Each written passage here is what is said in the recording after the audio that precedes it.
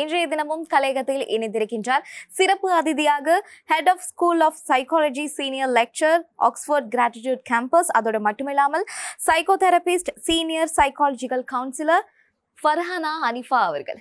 வணக்கம். வணக்கம். எப்படி இருக்கீங்க? நல்ல சுகமா இருக்கின்றேன். எங்களுடைய அழைப்பை ஏற்று கலையகத்திற்கு வருகை தந்தமைக்கு பெரிதும் மகிழ்ச்சி. நன்றி. இன்றைய தினம் நாங்கள் நிறைய விஷயங்கள் பேச இருக்கோம். இப்போ உள்ள காலகட்டத்தில் எல்லாருக்குமே இந்த பிரச்சனை அப்படிங்கிறது எல்லாத்துக்கும் ஒரு பொதுவான ஒரு விடயமாகவே அமைஞ்சிருக்கு. அதோடு மட்டும் இல்லாமல் இந்த பிரச்சனை வார நேரத்திலே அதோடு சேர்த்து இலவசம் அப்படிங்கிற மாதிரி இந்த மன அழுத்தமும் சேர்ந்து வந்துடுது இல்லையா?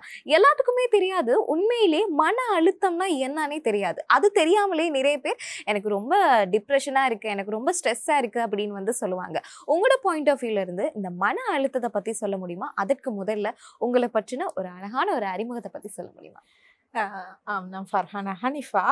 இப்போது 25 வருடங்களாக நான் இந்த ஃபீல்டில் இருந்து கொண்டிருக்கின்றேன். நான் கொழும்பு யூனிவர்சிட்டியில் கிராஜுவேஷன் எடுத்துவிட்டு எம்எஸ்சி இன் கிளினிக்கல் சைக்காலஜியில் எடுத்திருக்கிறேன். என்னுடைய ஃபீல்டில் இப்போ 25 வருடங்கள் ஆல்மோஸ்ட் நிறைய கிளையண்ட்ஸை சந்திச்சிருக்கிறேன். இந்த எல்லா கிளையண்ட்ஸ்லேயும் நான் கூடுதலாக காணுகின்ற ஒரு முக்கியமான விடயம் இந்த மன அழுத்தம், ஸ்ட்ரெஸ் என்பது சம்பந்தமாக. நீங்கள் இப்போ முதலாவது ஒரு கேள்வி கேட்டீங்க, எந்த பாயிண்ட் ஆஃப் வியூவில் எப்படி நீங்கள் மன அழுத்தத்தையும் மன நெருக்கீட்டையும் பார்க்குறீங்கன்னு சொல்லி. இது இன்றைய ஒரு ட்ரெண்ட் ஆகி போயிட்டுது. என்னன்னு சொன்னால், இப்போ எல்லாரும் ஸ்டேட்டஸில் போடுவாங்க, I'm depressed. Yes, I'm depressed. What's this depression? இது ஒரு சிம்பிளான ஒரு விஷயம் உண்டு அல்ல. நாங்கள் இந்த டிப்ரெஷன்ன்ற வேர்ட் ஒரு மனநோய் ஒன்று, மனவடு ஒன்று. இது சிம்பிளாக நாங்கள் ஒரு சின்ன விஷயத்துக்கெல்லாம் டிப்ரெஷன்ன்ற வேர்டை நாங்கள் யூஸ் பண்ணுவதை நாங்கள் முற்றுமுழுதாக தவிர்த்து கொள்ள வேண்டும்.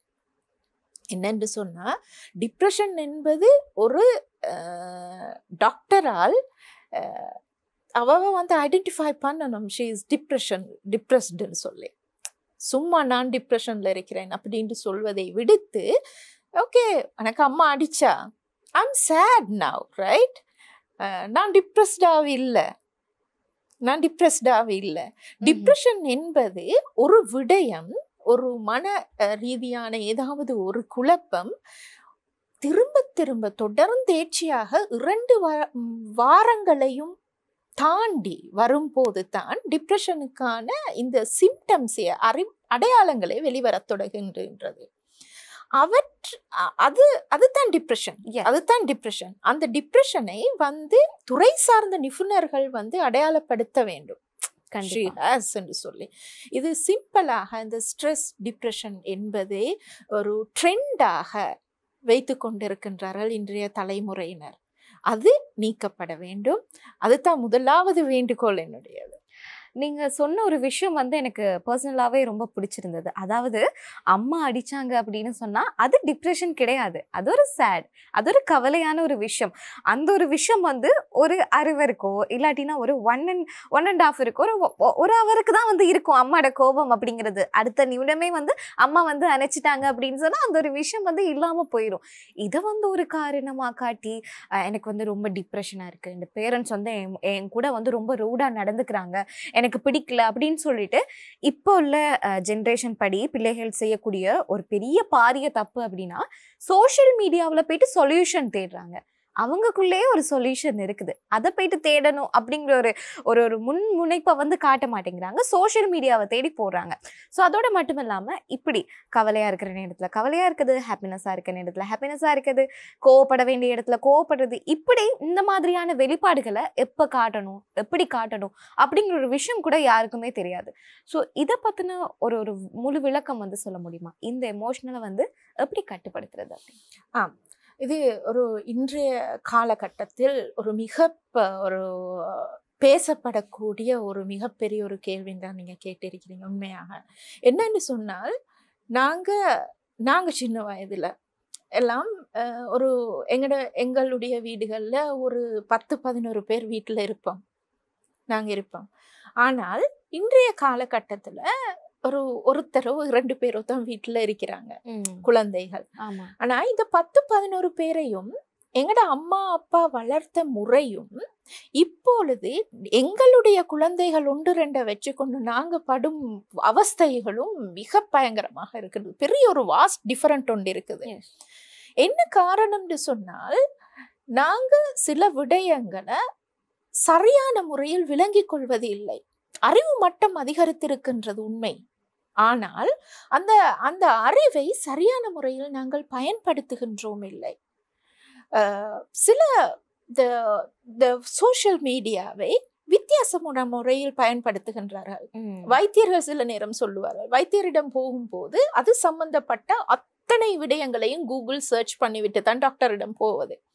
போனவுடன் டாக்டர் என்ன சொல்லுவாங்க, உங்களுக்கு கூகுள்லயே மருந்து எடுத்துக்கொள்ளலாமே. எதுக்கு டாக்டர்? 4-5 வருடங்கள் அவ்வளவு கஷ்டப்பட்டு யூனிவர்சிட்டியில படிச்சு கொண்டிருக்கிறதுல எந்த ஒரு அர்த்தமும் இல்லை இல்லையா? இப்ப நாங்க என்ன செய்யறோம்னு சொன்னால், இப்ப உள்ள தலைமுறையினர் என்ன செய்யறேன்னு சொன்னா, ஒரு சிம்பிள் விடயத்தை கூட எந்த ஒரு கிரியேட்டிவ் இல்லாம இந்த சோசியல் மீடியாவை முழுதாக நம்பி வாழ்கின்றார்கள். ஏஐயை முழுதாக நம்பி வாழ்கின்றார்கள். இதுவே மன நெருக்கீட்டையும் டிப்ரெஷனையும் குழந்தைகளுக்கு உருவாக்கிவிடும். அப்ப வீட்டுள்ளுக்கும் இதே மனநிலை தான். பெற்றோருக்கு தெரியாது, இந்த குழந்தைக்கு அடிக்க முடியுமா, அடிக்கிறது பெரிய ஒரு மனத்தாக்கத்தை உருவாக்கி விடுமா, சைக்காலஜிக்கல் பெரிய ஒரு நோயை உருவாக்கி விடுமா அப்படி என்று பெற்றோர் சிந்திக்க தொடங்குகின்றார்கள். அதே போல குழந்தைகள் ஒரு சிறிய ஒரு விஷயத்தையும் கூட ஒரு பெரிதாக நினைத்து கொண்டு இருக்கிற சமூகமாக வாழ்ந்து கொண்டிருக்கின்றார்கள்.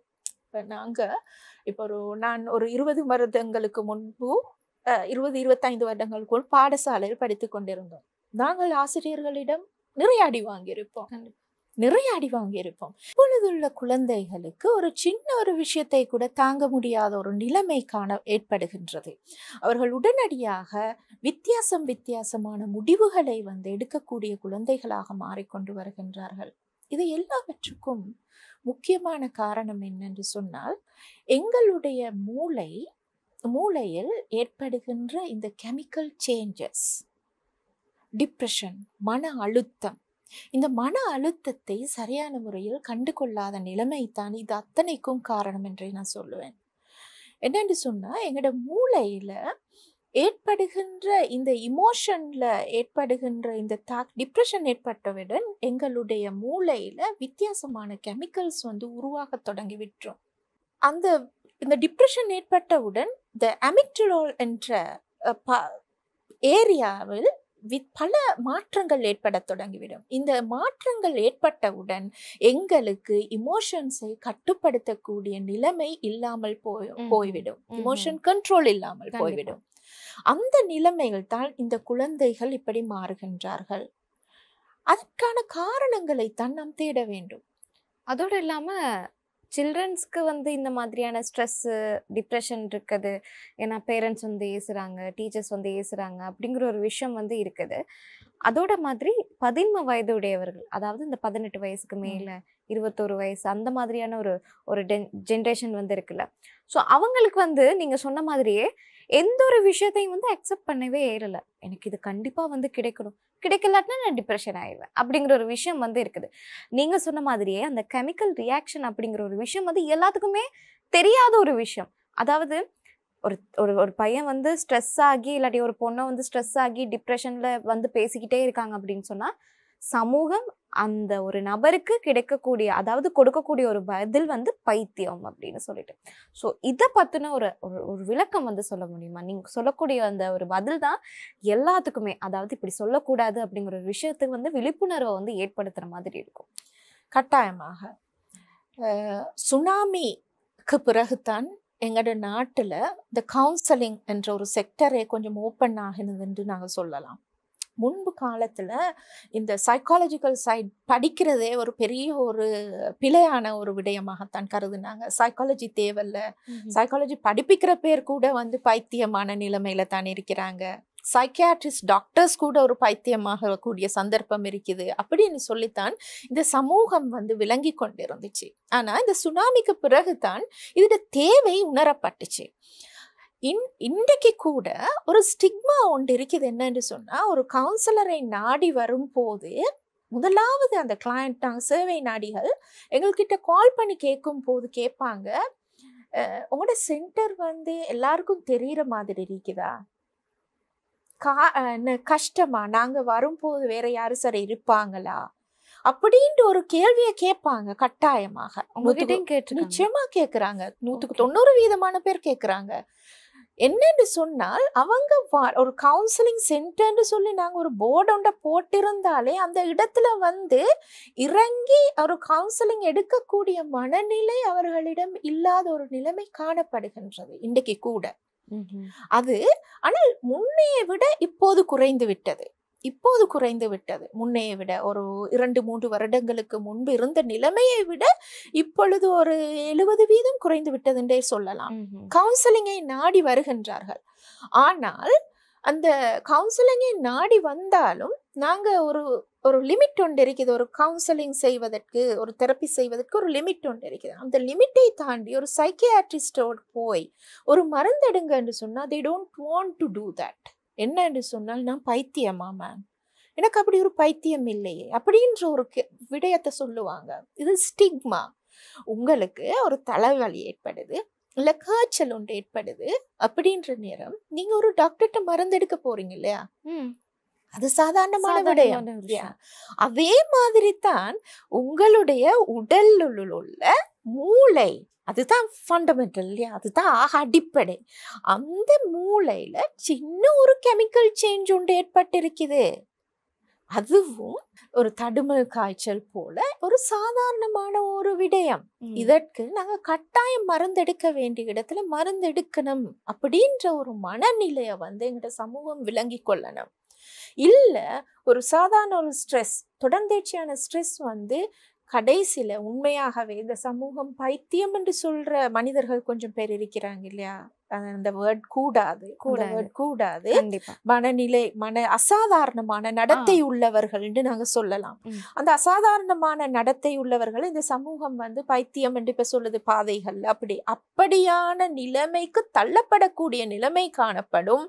இந்த சின்னத்திலேயே வந்து அவங்களுக்கு சரியான முறையில் ட்ரீட் பண்ணப்படாவிட்டால் அதை இந்த சமூகம் புரிஞ்சு கொள்ளணும். நாங்க சொல்லுவோம் வந்து கிள்ளி எடுக்கக்கூடிய ஒரு சின்ன ஒரு விஷயத்த நாங்க வந்து கோடரை எடுத்து வெட்ட வேண்டிய நிலைமை ஏற்பட்டு விடலாம். கிள்ளி வீசிடலாம். ஒரு சின்ன ஒரு பிளான்ட் ஒன்று இருந்தா தவற வேண்டியதா, அதை கிள்ளி வீசிடலாம். அதை புரிஞ்சு கொள்ளணும். ஒரு சின்ன ஒரு அசாதாரண நடத்தை ஒரு குழந்தையிடமோ யாரிடமோ வீட்டில் இருக்கின்ற ஒரு நபரிடமோ காணப்பட்டால் கட்டாயமாக அதனை ட்ரீட் பண்ணணும். அது வெக்கப்படக்கூடிய விடயமே அல்ல, அது ஸ்டிக்மா அல்ல.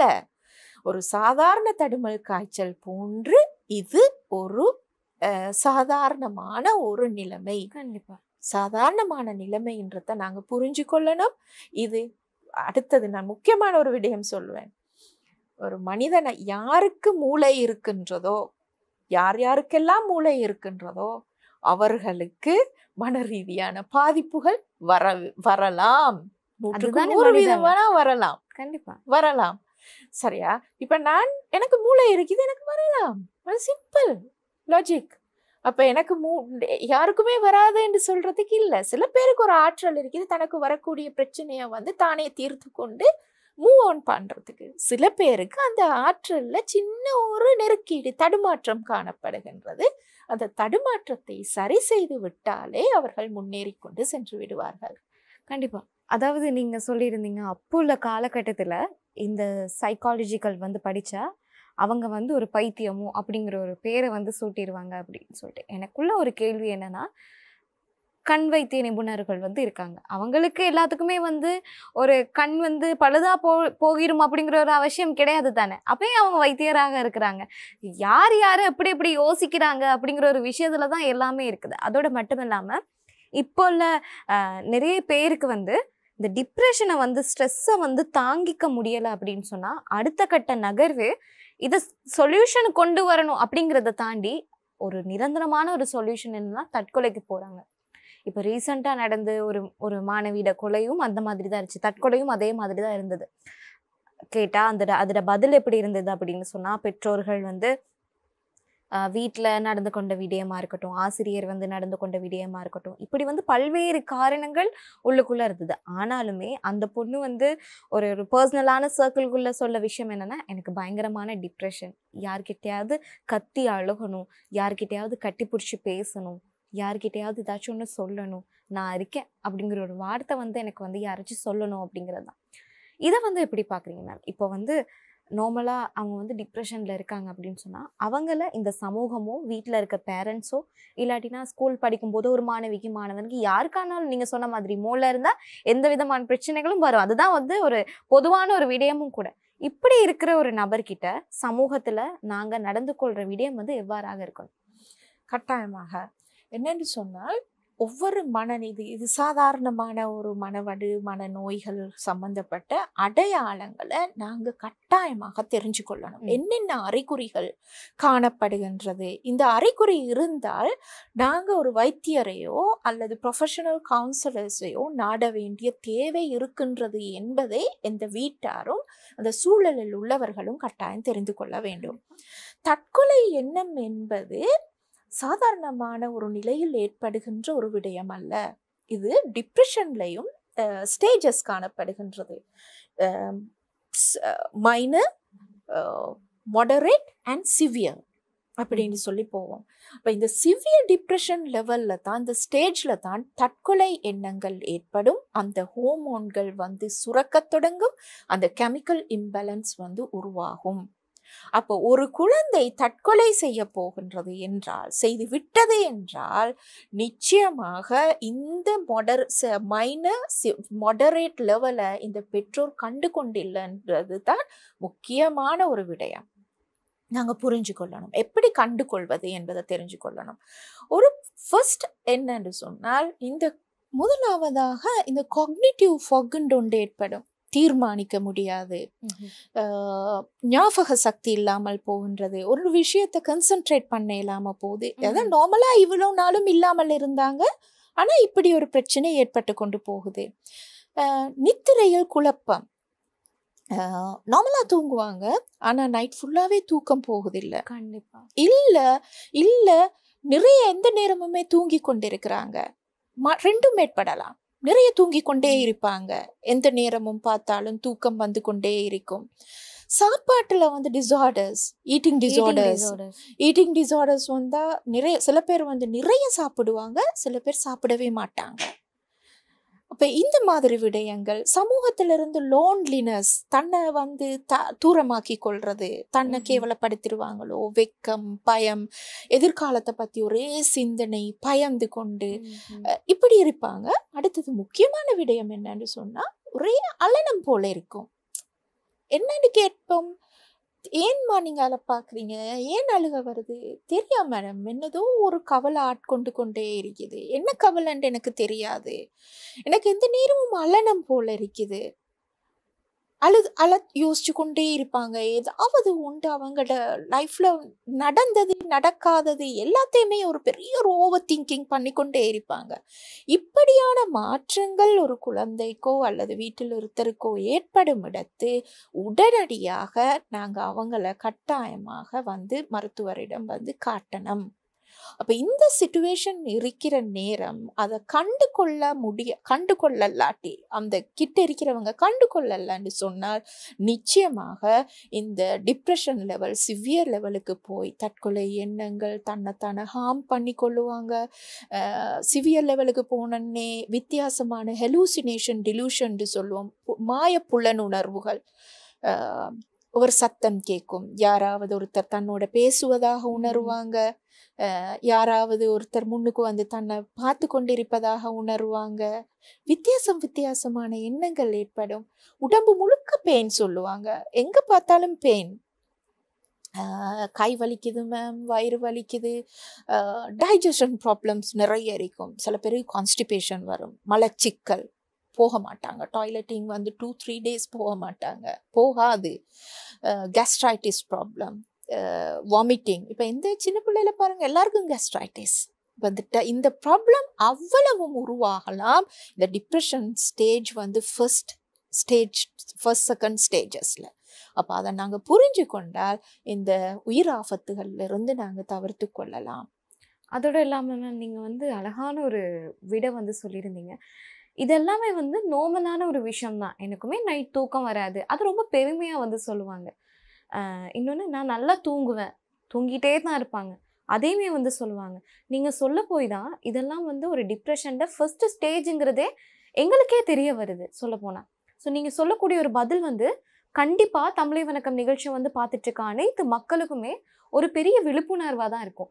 அதோட மட்டும் இல்லாம ஒர்க்கை வந்து ஃபோக்கஸ் பண்ணுவேன் அப்படின்னு சொல்லிட்டு தான் வருவாங்க. அந்த ஈட்டிங் டிஸார்டர் மாதிரி அதிகமாக ஆர்டர் பண்ணுவாங்க. சாப்பாடை பார்த்தோன்னே வந்து இல்லை எனக்கு பசிக்கலை அப்படின்னு வந்து சொல்லிடுவாங்க. ஸோ அதே நான் இந்த நண்பர்களுக்கு இடையில வந்து நானும் பார்த்துருக்கேன் இந்த மாதிரியான விஷயங்கள். நீங்கள் சொல்ல போயிட்டு தான் வகைப்படுத்துகிறேன். ஓகே இவங்க ஒரு ஸ்டேஜில் இருக்காங்களோ அப்படின்னு சொல்லிட்டு. ஸோ அப்படி இருக்கும்போது இந்த டைம் மேனேஜ்மெண்ட் அப்படிங்கிறது வந்து எல்லாத்துக்குமே வந்து ஈஸியாக வராது. டைம் மேனேஜ்மெண்ட் எப்படி பண்ணுறது, அதை எப்படி வந்து கண்ட்ரோலாக வச்சுக்கொள்வது, இந்த டைமுக்கு இதை தான் செய்து முடிக்கணும் அப்படின்னு வந்து ஒரு ஒர்க்கை ஸ்டார்ட் பண்ணாங்கன்னா அதை செய்து முடிக்கவே மாட்டாங்க. கடைசியில் எந்த ஒரு ஒர்க்குமே வந்து அவங்க ஸ்டார்ட் பண்ணாமே இருப்பாங்க. இதை தொடங்கிட்டு அதை தொடங்குவோம், அதை தொடங்கிட்டு இல்லை இது தொடங்குவோம், இல்லை இது ரெண்டையும் தொடங்க முன்னாடி இது தொடங்குவோம் அப்படிங்கிற ஒரு விஷயம், அந்த ஒரு கன்ஃபியூஷன்லேயே இருப்பாங்க. ஸோ அந்த மாதிரியான ஒரு ஸ்டேஜில் இருக்கிறவங்களுக்கு நீங்கள் சொல்லக்கூடிய ஒரு டிப்ஸ் டெக்னிக்ஸ்னால் என்ன? இது முக்கியமான ஒரு பிரச்சனை. உண்மையாக இது ஒன்று டிப்ரெஷனாக இருக்கலாம், அல்லது அது பர்சனாலிட்டியாகவே இருக்கலாம். சில பேர் இருப்பாங்க இந்த ப்ரொகாஸ்டினேட்டிங், எல்லாமே தாமதப்படுத்தல். இதை பிறகு செய்வோம், நாளைக்கு செய்வோம், நாளன்றைக்கு செய்வோம், டைம் தானே இருக்குது, இன்னும் 5 days இருக்குது, இப்போதே உட்காந்து செய்யணுமா அப்படின்ற ஒரு எண்ணம் சில பேருக்கு இருக்குது. அது வந்து அவங்கட லைஃப் ஸ்டைல் சேஞ்சஸை வந்து செய்யும் போதே வந்து தானாக ஏற்பட்டுவிடும். டிப்ரெஷன் மன அழுத்தத்தினூடாக இது ஏற்படுது என்று சொன்னால், நான் சொன்னேன் வந்து முதலாவது இந்த காக்னிட்டிவ் ஃபாக்ன்ற ஒன்று ஏற்படுறது காரணம் என்னன்னு சொன்னால், இந்த டிப்ரெஷன்ல இந்த கெமிக்கல் சேஞ்சஸால எங்கட அந்த வாட் வி கால் எங்கட மூளையில முன்பக்கத்துல இந்த பக்கத்துல வந்து தாக்கம் செலுத்தும், அது பிரச்சனையாக்கும். அந்த ஹோமோன் பிரச்சனையாக்கும் போது இது மாதிரி எண்ணம் ஏற்பட்டு கொண்டே இருக்கும். எந்த வேலையையும் வந்து சரியா செய்ய இயலாது. தாமதப்படுத்தல்ன்றது தானாக வந்து கொண்டே இருக்கும். இதை செஞ்சுட்டு அதை செஞ்சுட்டு இதை செஞ்சுட்டு போனா எதுவுமே நடந்திருக்காது, அவங்களுக்கு முடிக்க இயலாது, கன்சன்ட்ரேஷன் ப்ராப்ளம். இப்போ இப்படியானவர்கள் என்னென்னு செய்யணும்னு சொன்னால், கட்டாயமாக ஒரு ப்ரொஃபஷனல் கவுன்சிலரை நாடி நீங்க இதுக்கான தெரப்பியை வந்து கட்டாயம் செய்து கொள்ளணும். இல்லை ஓகே அது ப்ரொஃபஷனல் கவுன்சிலர் நாட முந்தி நான் என்ன செய்யணும் அப்படின்னு கேட்டா, முதலாவது நான் என்ன செய்யணும்னு சொன்னால் மைண்ட்ஃபுல்னஸ் என்று சொல்லுவோம். எங்களுடைய மூச்சு பயிற்சியை வந்து அமைதியாக ஆழமான மூச்சை வந்து உள்ளிழுத்து மெதுவாக நாங்கள் எங்களோட மூச்சை வந்து வெளியெடுக்கணும். இது வந்து எங்களோட உடலில் உள்ள எங்களோட மூளையில் உள்ள இந்த கார்பன் டை ஆக்சைடை வெளியேற்றி ஆக்சிஜனை மூளைக்கு கொடுக்கும் போது எங்களோட மூளை வந்து ஆக்டிவ் ஆகும். இதை ஒரு கொஞ்ச நேரம் மார்னிங்க்கு கொஞ்சம், நைட்டுக்கு கொஞ்சம் செய்து கொள்வது. அடுத்தது லைஃப் ஸ்டைல் சேஞ்சஸை நாங்கள் கொண்டு வரணும். எங்களோட சாப்பாடு, உடற்பயிற்சிகள், இது மாதிரியான விடயங்களில் நாங்கள் கூடுதலாக கவனம் செலுத்தணும். அடுத்தது நைட் தூக்கம் என்பது மிக மிக முக்கியம், நைட் தூக்கம் என்பது. அந்த விடயங்களோட நான் இன்னும் ஒரு விஷயம் சொல்வேன். என்னன்னு சொன்னால், அந்த சீரியல் பார்த்து கொண்டிருப்பாங்க, எந்த நேரமும் ஒரு அழுகை, ஒரு எந்த நேரம் பார்த்தாலும் சீரியலை ஆன் பண்ணினாலே போதும், யாரை எப்படி வந்து கொலை பண்ணுவது, அவர்களை எப்படி வெட்டுவது, அவர்களை வந்து மாமி மருமகளை எப்படி ஏசுவது, இது மாதிரியான நெகட்டிவ் விடயங்களை ப்ரோக்ராம்ஸை நாங்கள் தவிர்த்து கொண்டு எங்களை மோட்டிவ் பண்ணக்கூடிய விடயங்களை வந்து நாங்கள் உருவாக்கி கொள்வது மிக மிக முக்கியமான ஒரு விடயம். அதிலும் இந்த கிராட்டிடியூட் சார்ட்ன்னு ஒன்று சொல்லணும், கிராட்டிடியூட் வால் ஒன்றே நீங்கள் உருவாக்கி கொள்ளுங்க. எங்கட உலகத்துல நாங்கள் யார் யாருக்கெல்லாம் நன்றி சொல்ல வேண்டிய கடமைப்பட்டிருக்கின்றோம். ஒன்று கடவுளாக இருக்கலாம், ஓகே, கடவுள் நம்பிக்கை இல்லாதவங்க சொன்னா எங்களோட வாழ்க்கையில் உள்ள நபர்களாக இருக்கலாம். இவ்வளவு கடவுள் எனக்கு தந்திருக்கிறார், இவ்வளவு இந்த வாழ்க்கை என்ற வாழ்க்கைக்கு தந்திருக்குது என்ற அந்த கிராட்டிடியூட்டை வந்து நான் உருவாக்கி கொள்வதே என்னுடைய வாழ்க்கையில வந்து இது மாதிரியான இமோஷன்ஸ் எல்லாம் கண்ட்ரோல் பண்ணி என்னை கூல்படுத்தும். நெகட்டிவ் தாட்ஸ் எல்லாம் இல்லாமக்கி என்னை கூல்படுத்தும். அதுதான் ஒரு மனுஷங்களுக்கு எல்லாத்துக்குமே வந்து தேவையான ஒரு விஷயம் கூட சொல்லலாம்ல. அதோட மட்டும் இல்லாமல் இப்போ நிறைய பேர் வந்து லவ் ஃபெயிலியர் ஆகட்டும், இல்லாட்டினா எக்ஸாமில் ஃபெயிலியர் ஆகிட்டேன், வீட்டில் யாராச்சும் வந்து தவறிட்டாங்க, இல்லாட்டினா ஃப்ரெண்ட்ஸுக்குள்ளே சண்டை, இந்த மாதிரி நிறைய விஷயங்கள் இருக்குது. அதிலிருந்து எப்படி நான் மூவ் ஆன் பண்ணிட்டு வருது, ஓவர் கம் பண்ணிட்டு வருது அப்படிங்கிற ஒரு யோசனையிலே பாதி லைஃப்பில் உள்ள நாளே வந்து தொலைச்சிடுவாங்க. அப்படி நிறைய பேரை நாம் எங்களோட லைஃப்பில் வந்து பார்த்துருக்கோம். அவங்களுக்கு சொல்லக்கூடிய ஒரு அற்புதமான ஒரு விளக்கம், அட்வைஸ்னா என்ன சொல்லுங்க? Good, very good question. என்று சொன்னால் எந்த எக்ஸ்பீரியன்ஸில் நிறைய ஸ்டூடெண்ட்ஸ் வருவாங்க. என்னன்னு சொன்னால் சில நேரம் எங்களோட வாழ்க்கையில் இப்படி ஒன்று நடந்திருக்குமா அப்படின்னு கூட சிந்திக்க முடியாத சில இன்சிடென்ட்ஸ் வரும். என்னன்னு சொன்னால் ஜஸ்ட் ஒரு ஃப்ரெண்ட் 2-3 நாளாக கதைக்கல்ல, பெரிய பிரச்சனை அவங்களுக்கு, தற்கொலை எண்ணம் வரை போன மாணவர்கள் இருக்கிறாங்க. தட் மீன் தே அட்டெம்ப்டட், கையில் வெட்டி கொள்ளுவாங்க, நிறைய வெட்டி கொள்ளுவாங்க, வருவாங்க. இப்படியான எண்ணங்கள் சின்ன சின்ன விஷயங்களுக்கு கூட இந்த இமோஷன்ஸை வந்து பேலன்ஸ் பண்ண தெரியாத ஒரு திறன் இல்லாத குழந்தைகளை இன்றைய சமூகம், இன்றைய தலைமுறை உருவாக்கி கொண்டிருக்குது. காரணம் இது அந்த சிறந்த பெற்றோரியம் என்பதுன்றது ஒரு பெரிய ஒரு டாபிக் கொண்டு அதை கட்டாயம் எங்களோட வீட்டினுள்ள வந்து கொண்டு வரணும். எங்களோட பெற்றோர் சொல்லுவான் என்னன்னு சொன்னால், எனக்கு தெரியாது இப்போ உள்ள சைக்காலஜியை கூடுதலாக படிச்சுட்டு தான் இவங்க செய்கிறாங்களா எதுவுண்டு எனக்கு சில இடங்களில் சந்தேகம் வரக்கூடிய நிலைமை இருக்கும். என்னன்னு சொன்னால் அவங்க சொல்கிற மேம் மனசு நொந்துடும் இல்லையா பிள்ளைக்கு, அப்படி சொல்லக்கூடாது இல்லையா, ஒரு குழந்தை சின்ன ஒரு விஷயத்த சரி இது பிழை, இது தோல்வி, இது வெற்றி என்பதை நாங்க வந்து கட்டாயம் ஒரு குழந்தைக்கு படிப்பிச்சு கொடுக்கணும். ஒரு பெற்றோருடைய கடமை அதுதான். எங்களோட பெற்றோரோட நிலைமை என்னன்னு சொன்னா, குழந்தைகளை பெற்றெடுக்கிறாங்க, ஒரு 8 months மேக்சிமம் குழந்தையோட இருப்பாங்க. அதோட வந்து day care centre, day care சென்டர்ல அந்த குழந்தை வளருது. அந்த குழந்தைக்கு தெரியாது என்று சொன்னா, அந்த குழந்தைக்கு அந்த டே கேர் சென்டர்ல இருக்கிறவங்க கொஞ்சம் மேசினால் அடுத்த நாள் அந்த பெற்றோர் என்ன செய்வாங்க, போய் அவர்களிடம் மேசிட்டு இன்னும் ஒரு டே கேர் சென்டருக்கு போட்டுருவாங்க. அப்ப இதுக்கு அந்த ப்ரொஃபஷனல் செய்யறவங்க என்ன செய்யறாங்கன்னு சொன்னா, அவன் எது கேட்கிறானோ அது கொடுத்துடுவாங்க. அதை எதை செய்யறாங்களோ, அதை எதை சொல்றாங்களோ அதை செய்யறாங்க. அப்ப இந்த குழந்தைக்கு தெரியாது எது சரி எது பிழை என்பது தெரியாது. குழந்தை எதுக்கு, அந்த குழந்தையோட மூளை என்னத்துக்கு தெரியுமா பழக்கப்பட்டிருக்குது, எது கேட்டாலும் எனக்கு கிடைக்கணும், கிடைக்காம இருக்க கூடாது, அதுதான் நான் பழக்கப்பட்டிருக்கிறேன். அப்ப இந்த ஃபாண்டல் கண்டெக்ஸ்ட் என்ன செய்யுது, மூளையில் உள்ள இந்த ஃபாண்டல் கண்டெக்ஸ்ட் என்ன சொல்லுதுன்னு சொன்னா, அது ஒரு குழந்தை மாதிரி கொஞ்ச நாளைக்கு கொண்ட பழக்கி விட்டா அது அப்படியே தான் செஞ்சு கொண்டு வரும். அப்ப அந்த குழந்தையிட பழக்கப்பட்டிருக்குது எப்படி மூளைன்னு சொன்னா, இது உனக்கு கிடைக்கணும், இன்றைக்கு கேட்டா இப்ப கிடைக்கணும், இல்ல நீ வந்து உன் நெகட்டிவ் இமோஷனை வெளிப்படுத்து, அதுக்கு தான் பழக்கப்பட்டிருக்குது. இப்ப ஒரு உதாரணமா சொல்றேன், ஒரு டாஃபி ஒன்று ஒரு குழந்தை கேட்குது. இப்போ என்னிடம் சல்லு இருக்குது, ஓகே, அந்த டாஃபியை வாங்கி கொடுக்கறதுனால எந்த ஒரு பிரச்சனையும் இப்போ இல்லைன்னு எனக்கு மனசுக்கு பட்டா உடனே அந்த குழந்தைக்கு வாங்கி கொடுத்துடணும். ஓகே, கொடுத்து முடிச்சாச்சு விஷயத்த. இப்போ நான் என்ன செய்கிறேன், இல்லை இப்போ வானம் அப்படின்னு நான் சொல்கிறேன். வானம்னு சொல்லிட்டு திரும்ப என்ன செய்கிறேன், அந்த குழந்தை கொஞ்சம் நேரம் அழுவுது, எல்லாம் நான் தரமாட்டேன்னு சொல்கிறேன். திரும்ப என்ன செய்யுது, அந்த குழந்தை வந்து அந்த மால்லையோ அந்த ஷாப்லையோ கீழே விழுந்து அடம் பிடிக்குது. இப்போ நான் என்ன செய்கிறேன், ஓகே, அப்போ நான் அந்த டாஃபியை வாங்கி கொடுக்குறேன். இதில் உள்ள சைக்காலஜி என்னன்னு சொன்னால், அந்த குழந்தை வந்து லேர்ன் பண்ணுது, எனக்கு இப்படி அழுது அடம் பிடிச்சி இந்த நெகட்டிவ் இமோஷனை வந்து நான் வெளிப்படுத்தினால்தான் எனக்கு இந்த விடயம் கிடைக்கும். அப்ப இந்த குழந்தை அந்த வயலேஷனுக்கு வந்து பழகுது.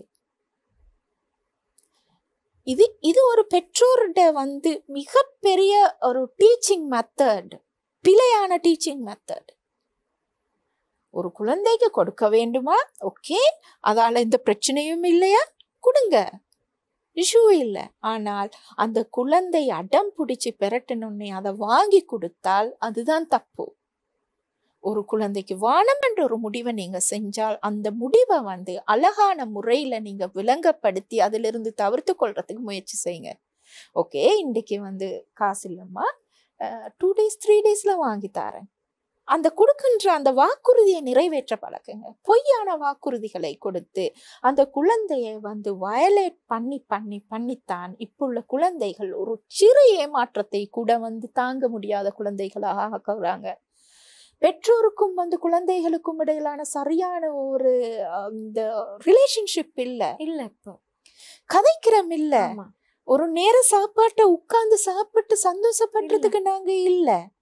ஏதோ ஒரு சாப்பாடு ஏதோ ஒன்று கிடைக்குது, சாப்பிடுறோம். எங்களோட உடம்பு ஒரு குப்பை தொட்டி இல்ல. கண்டிப்பா சரியான உணவு சரியான நேரத்துக்கு கொடுப்பது, குழந்தைகளுக்குள்ள தாய் தகப்பனுக்கு இடையிலான அந்த ரிலேஷன்ஷிப் பாண்ட், இது எல்லாமே சிறப்பான முறையில் அமைந்து விட்டால், சரியான ஒரு ஹாபி குழந்தைக்கு அமைந்து விட்டால், அது கிரியேட்டிவான முறையில் அமைந்து விட்டால் அந்த குழந்தை ஆளுமை மிக்க சிறந்த குழந்தையாக நட்புறஜையாக வளரும். அதுல எந்த ஒரு சந்தேகமும் இல்லை. அப்ப இந்த நெகட்டிவ் பர்சனாலிட்டி உள்ள குழந்தைகளை உருவாக்கி விடுவது எங்களுடைய இந்த வித்தியாசமான இந்த சொசைட்டி, இந்த வித்தியாசமான ஒரு பேரண்டியம். சல்லியை தேடி அலைஞ்சு கொண்டே இருக்கின்றோம். நாளை வந்து கோடிக்கணக்கில் பணம் கொட்டும், ஆனா குழந்தைகள் வந்து எங்களிடம் இருக்க மாட்டார், வளர மாட்டாங்க. மறுபடியும் அதே சிறிய பருவம் வந்து மறுபடியும் வராது. என்ன காசு கொடுத்தாலும் வராது இல்லையா? நிச்சயமாக வராது. அந்த குழந்தை வந்து இந்த சமூகத்துக்கு ஏற்புடைய குழந்தையாக இருக்க மாட்டாது. ஒரு ஆண் குழந்தையை நீங்க வந்து தப்பான முறையில் வளர்த்து விட்டால் அந்த ஆண் குழந்தை நாளை இன்னும் ஒரு பெண்ணை வந்து வன்முறைக்கு உட்படுத்தும். பிழையான ஒரு குடும்பத்துக்கு வந்து ஒரு பிழையான ஒரு உதாரணமாக வாழ்ந்துவிடும். அதே மாதிரி தான் ஒரு பெண் குழந்தையை இப்படி வளர்த்து விட்டால் ஒரு சமூகமே சீரழிந்து விடும்.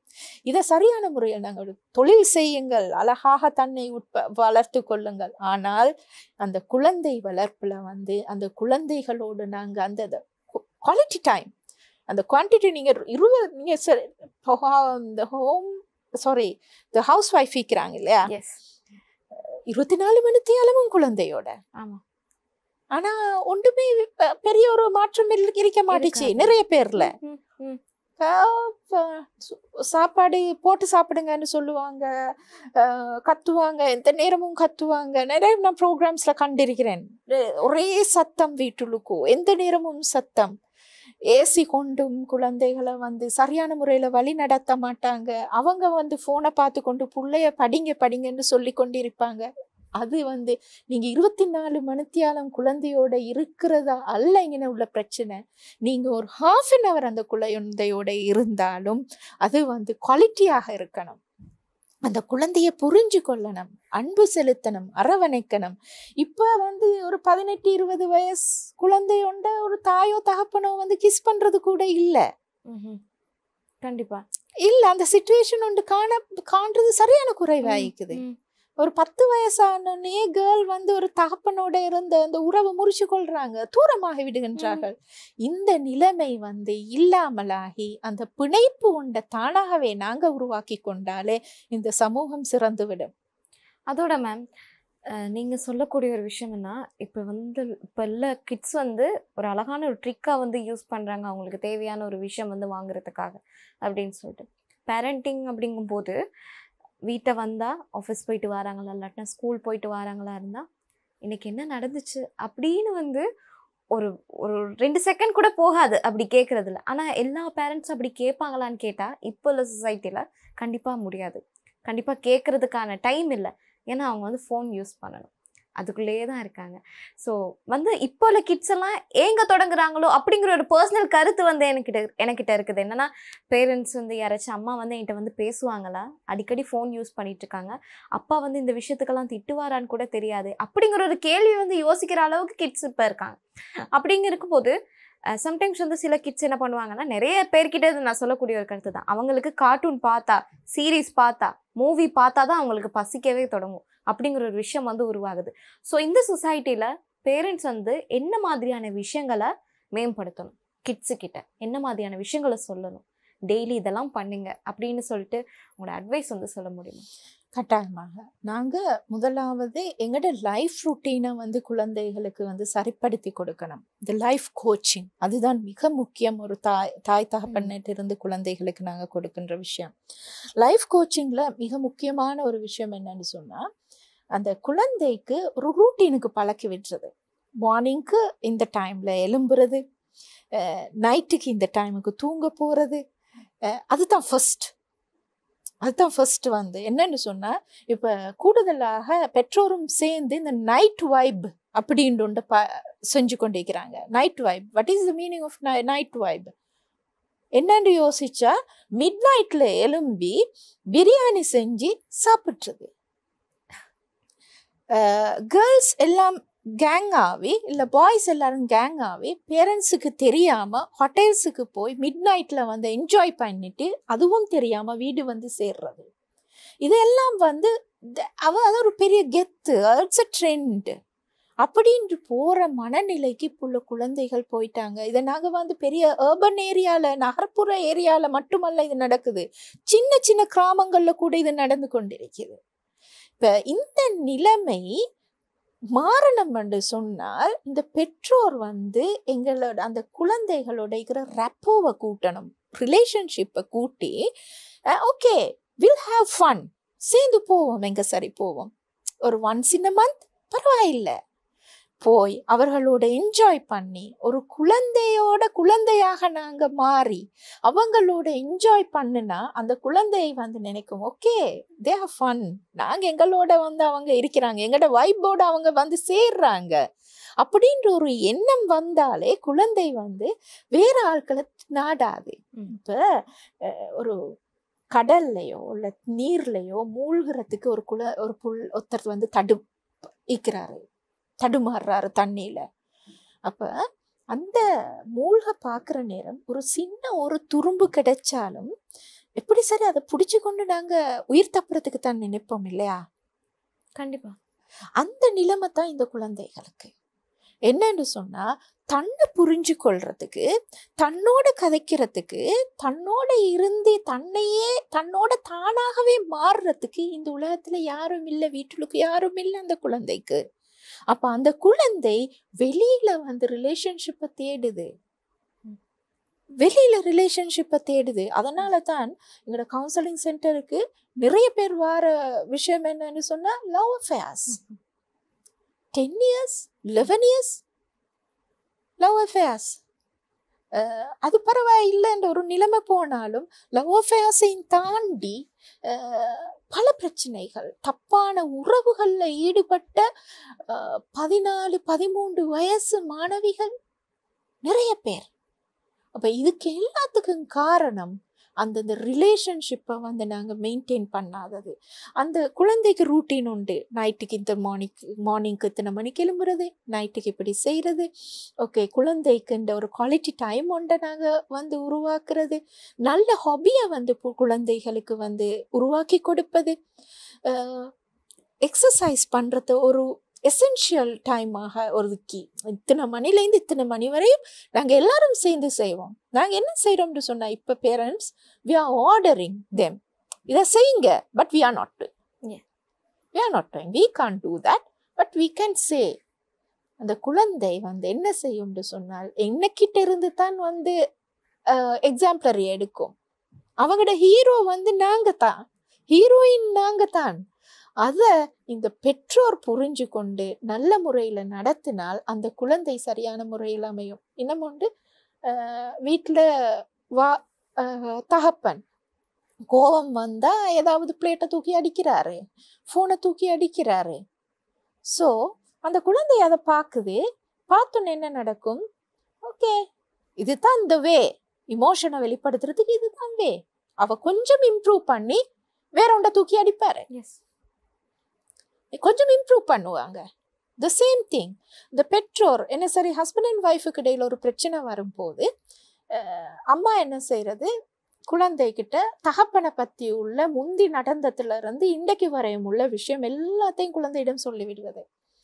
உன்னோட அப்பா இப்படித்தான், இப்படி தப்பானவர், அப்படி தப்பானவர், உன்னோட அப்பாட அம்மா அப்படித்தான் உள்ளதெல்லாம் சொன்னதுக்கு பிறகு அந்த குழந்தைக்கு வந்து தகப்பன் மேலுள்ள அந்த மரியாதை இல்லாமல் போய்விடும். பேடான ஒரு இம்ப்ரெஷன், பேட் இம்ப்ரெஷன் உண்டு வந்தோடனே தகப்பன்கிட்ட வந்து என்னது, அவர் என்ன சொல்லுவாரு, நீ இன்றைக்கு கடைக்கு போகாத, இல்ல நீ வெளியே போகாத என்று சொன்னாலும் அந்த குழந்தை கேட்காது. நீங்க செய்யாததா, உங்களை பத்தி எனக்கு தெரியாதா அப்படின்னு திருப்பி பேசக்கூடிய குழந்தைகளாக வருவாங்க. அப்ப அம்மா வந்து அழுவாங்க, இப்படி இப்ப பேசுறாரு அப்பா ஹஸ்பண்டோட. ஆனா அதற்கு காரணம் அந்த தாய் தான் என்பதை புரிந்து கொள்றாங்க இல்ல. அப்ப ஒரு தாய்க்கு ஒரு குழந்தை வந்து ஒரு தாய்க்கு மரியாதை செய்வது எப்படின்னு சொன்னால், ஒரு தகப்பன் எப்படி அந்த தாய் மேல மரியாதை செய்யறாங்களோ அந்த குழந்தை அதை செய்யும். அதே போல அந்த தாய் கணவர் மேல எப்படி மரியாதை செய்யறாங்களோ அதே போல இவங்க குழந்தைகள் மரியாதை செய்வாங்க. ஒரு குழந்தையை நான் திருத்துறேன், நான் தாயாக இருந்து இதை நீ தொடாத என்று நான் சொல்றேன். அப்ப அப்பா என்ன சொல்றாரு, ஐயோ போய் தொடு, பேசாமரே, அவ சும்மா உளத்தி கொண்டிருக்கிறா, அவக்கு கொஞ்சம் சரியில்லைத்தான், அவக்கு வந்து பைத்தியம் அப்படின்ற ஒரு வேர்டை சொன்னோன்னே அப்ப இந்த குழந்தை என்ன செய்யும், நல்ல பயன்படுத்தும். அவங்களுக்கு நல்ல ட்ரிக் தெரியும். அம்மா வானம்னு சொன்னாலும் அப்பா ஓகே சொல்லுவாரு, அப்பா வானம்னு சொன்னாலும் அம்மா ஓகே சொல்லுவாங்கன்னு சொல்லி அந்த ட்ரிக்கை வந்து பயன்படுத்தி கொண்டு இவங்க தப்பான வழிக்கு போயிடுவாங்க. அப்ப நாங்க வீட்டுக்கு கொண்டு வர வேண்டிய விஷயம் என்னன்னு சொன்னால், ஒரு தாயாக ஒரு மனைவியாக நான் பிழை செய்யும் போது கணவர் அந்த இடத்தில் அமைதியாக இருந்துட்டு அந்த குழந்தை இல்லாத இடத்துல நீங்க பேசின விடயம் பிழைன்றத அந்த மனைவிக்கு சொல்லி கொடுத்துட்டு குழந்தைகிட்ட சொல்லணும். என்னன்னு சொன்னா, அம்மாண்டா அப்படித்தான் இருப்பாங்க, அவங்க நலவுக்காகத்தான் இதை செய்யறாங்க, நாங்க இந்த படிக்கு போவோம் என்ற ஒரு மனநிலையை நாங்க கொண்டு வந்துட்டால் குடும்பத்துல அந்த குழந்தை சிறப்பான ஆளுமை மிக்க வெற்றிகரமான ஒரு குழந்தையாக மாறும். இந்த நிலைமையை எங்களோட குடும்பம் இப்ப கொண்டு வரதில்லை. எல்லாருக்கும் தண்ட விருப்பம், தண்ட விஷயங்கள் தான் முன்னுக்கு நிக்குதே ஒழிய வேற ஒண்ணும் இல்லை, வேற ஒன்றுமே இங்க பிரச்சனை இல்லை.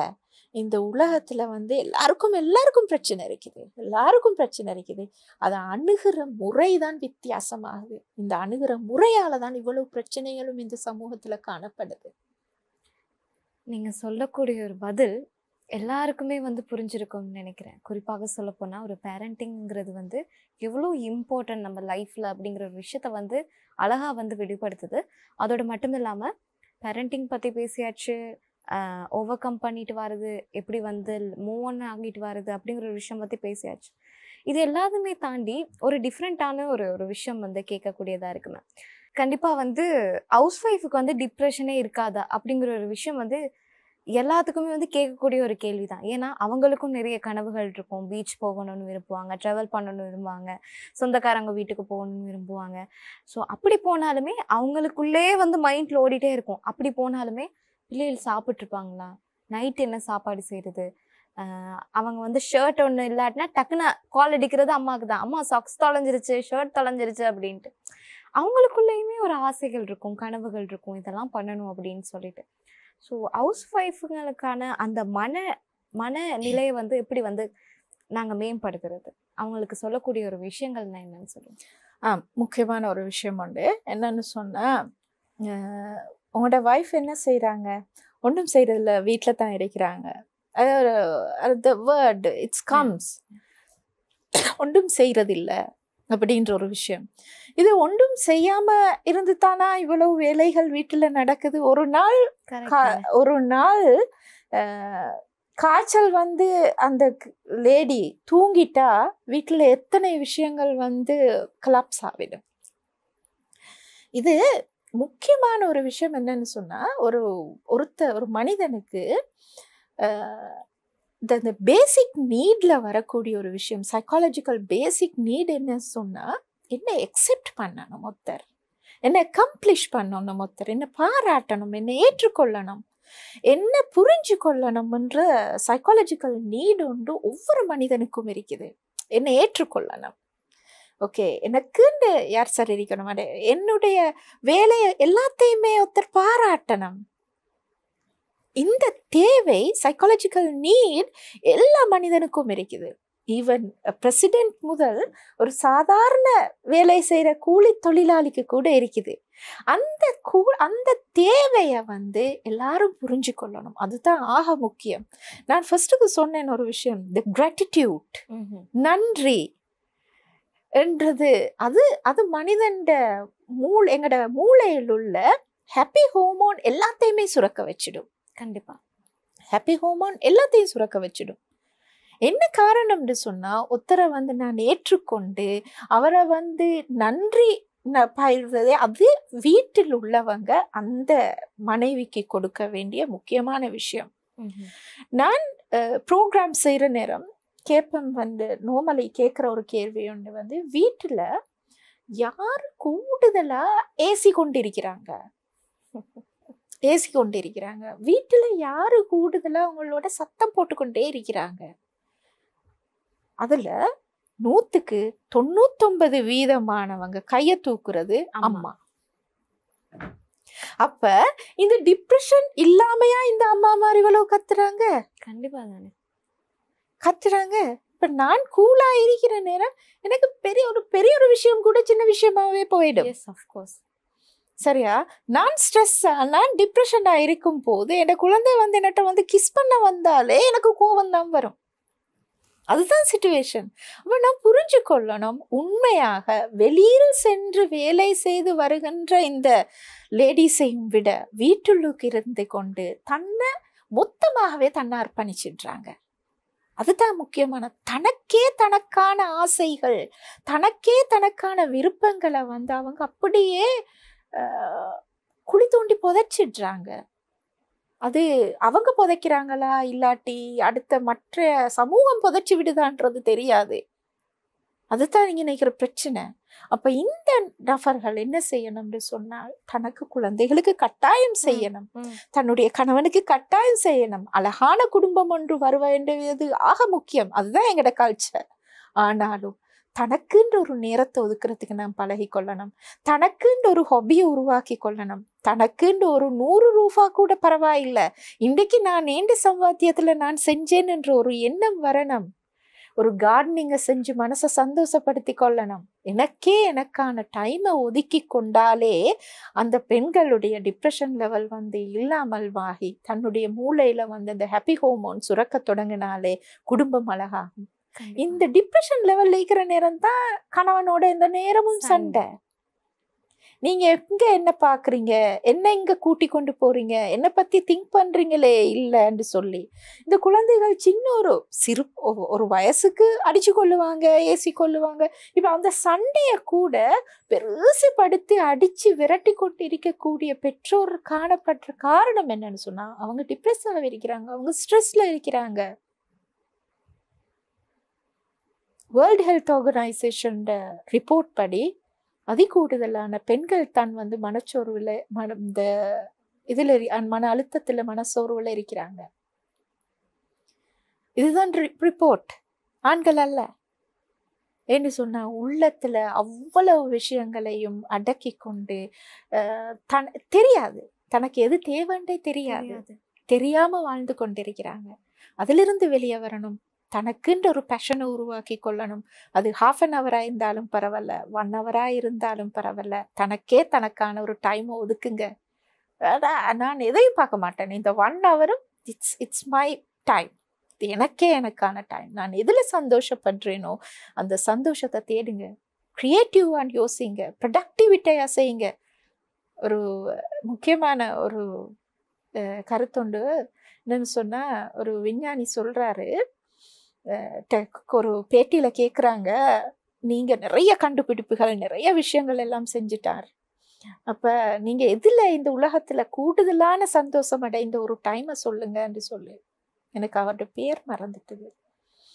அவர் சொல்றாரு, நான் நிறைய கண்டுபிடிப்புகளை செஞ்சேன், ஆனால் ஒரு கண்டுபிடிப்பை செஞ்சேன். என்னன்னு சொன்னா, ஒரு கால் உடைந்த ஒரு நபருக்கு வந்து அந்த செயற்கையான கால் பொருத்துற நேரம் பாரம் இல்லாம மெல்லிய அளவுல நான் செஞ்சு கொடுத்து, அதை கண்டுபிடிச்சதுக்கு பிறகு ஒரு குழந்தை ஒன்று 12 வயது ஒரு சிறுமி ஒன்று வந்து எனக்கிட்ட வந்து, இப்ப எனக்கு நல்லா நடக்க இயலுமாக இருக்குது, இவ்வளவு நாளும் பெரிய பாரத்தை நான் தூக்கி கொண்டு போனேன், இன்றைக்கு நான் சந்தோஷமா இருக்கிறேன் ஒரு வார்த்தை சொன்னா, அந்த டைம்ல நான் சந்தோஷம் அடைஞ்சது வந்து இந்த உலகத்துல எதுக்குமே நான் சந்தோஷம் அடையலன்னு சொல்றாரு. இதுதான் ஆத்ம திருப்தி. நான் ஒரு சமூகத்துக்கு போய்த்து இதுல தான் நான் சந்தோஷம் இருக்குது என்று சொன்னார். இந்த சந்தோஷத்தை வந்து நான் உருவாக்கி கொள்ளணும், இதுல நான் சந்தோஷம் அடையணும். பெரிய பெரிய விஷயங்கள் தேவையில்லை. பெண்கள் தேடுவது என்ன என்று சொன்னால், பெரிய பெரிய தங்கம் மாளிகைகள் அல்ல, ஒரு சின்ன ஒரு நன்றி, சின்ன ஒரு அன்பு, பாதையில போற நேரம் தன்னுடைய கணவன் கையை பிடிச்சு கொண்டு நடக்கிற அந்த அழகான இன்பம் இருக்குதே, அதுல தான் சந்தோஷம் அடைகிறாங்க. அந்த சந்தோஷம்தான் இந்த பெண்களை வந்து உள ஆரோக்கியம் உள்ள ஒரு பெரிய குடும்பத்தை உருவாக்கும், பெரிய சமூகத்தையே உருவாக்கும். இதுல கண்ணும் கருத்துமா இருந்துட்டாலே நிறைய சாதிச்சிடலாம். கண்டிப்பா. இவ்வளோ நேரம் வந்து சமூகத்துக்கு தேவையான விடயங்களா இருக்கட்டும், பெற்றோர்கள் பிள்ளைகள் கிட்ட என்ன மாதிரியான விடயங்களை வந்து மேற்கொள்ளணும், அதோட மட்டும் இல்லாமல் வந்து பிள்ளைகள் என்ன மாதிரியான நடத்தைகளை வந்து ஒரு குடும்பத்துக்குள்ள வந்து கொண்டு வரணும். முக்கியமான ஒரு விஷயம் பார்த்தீங்கன்னா, பெண்கள் அப்படின்னு எடுக்கும்போது இந்த குடும்ப பெண்கள், அதாவது ஹவுஸ் ஒய்ஃப்னு சொல்லுவாங்க, அவங்களுக்கு உளவியல் ரீதியான பிரச்சனைகளாக இருக்கட்டும், அதை எப்படி வந்து கட்டுப்படுத்துறது, கணவர்மார்கள் வந்து எப்படி வந்து அதை வந்து சொல்யூஷன் கொடுக்கறது, பிள்ளைகள் வந்து எப்படி நடந்து கொள்றது அப்படின்னு சொல்லிட்டு இப்போ உள்ள தேவையான ஒரு விஷயத்துக்கு ஏற்ற மாதிரி நிறைய கேள்விகளுக்கு வந்து சமூகத்துக்கு தேவையான ஒரு விடயங்களை வந்து நீங்க வந்து சொல்லியிருந்தீங்க. அவங்களுக்கு நீங்க சொல்லக்கூடிய பதில் எல்லாமே வந்து ஒரு விழிப்புணர்வை வந்து கொண்டு வரும், கட்டாயமாக இந்த நிகழ்ச்சி மூலம் கொண்டு வரும் அப்படிங்கிற ஒரு நம்பிக்கை வந்து எனக்கு இருக்குது. இவ்வளோ நேரம் வந்து நான் கேட்ட கேள்வி எல்லாத்துக்குமே வந்து ரொம்ப அழகா நிதானமா நேர்த்தியா வந்து பதில் சொல்லியிருந்தீங்க. அதற்காக தமிழே வணக்கம் குழு சார்பாக மனமார்ந்த வாழ்த்துக்கள். அதோட மட்டும் இல்லாம இந்த ஒரு நேர்காணலை வந்து நான் எடுக்கிறதுக்கு முன்னாடி நீங்க ஒரு திட்டம் வந்து வைத்திருக்கீங்க. அதாவது பெண்களுக்குன்னே வந்து ஒரு ஆர்கனைசேஷன் வந்து ஸ்டார்ட் பண்ண போறேன், நிறைய பெண்கள் வந்து சமூகத்துல வந்து சாதிக்கணும்னு நினைக்கிற பெண்களுக்கு இதன் மூலியமா வந்து நான் ஒரு விஷயத்த வந்து ஸ்டார்ட் பண்ண போறேன் அப்படின்னு சொல்லிட்டு, அதுவுமே நான் ஒரு வெற்றி பாதையை நோக்கி பயணிக்கணும், எல்லா பெண்களுக்கும் நீங்க ஒரு முன்னுதாரணமா இருக்கணும் அப்படின்னு சொல்லிட்டு அழகான ஒரு விஷயோட தமிழே வணக்கம் நிகழ்ச்சியை வந்து நிறைய சிறு நேரம் வந்தாச்சு. அதற்கும் வாழ்த்துக்கள். நான் கேட்ட கேள்வி எல்லாத்துக்கும் வந்து அழகா பதில் சொல்லியிருந்தீங்க. அதற்கும் மனமார்ந்த நன்றிகள். தேங்க்யூ. வணக்கம்.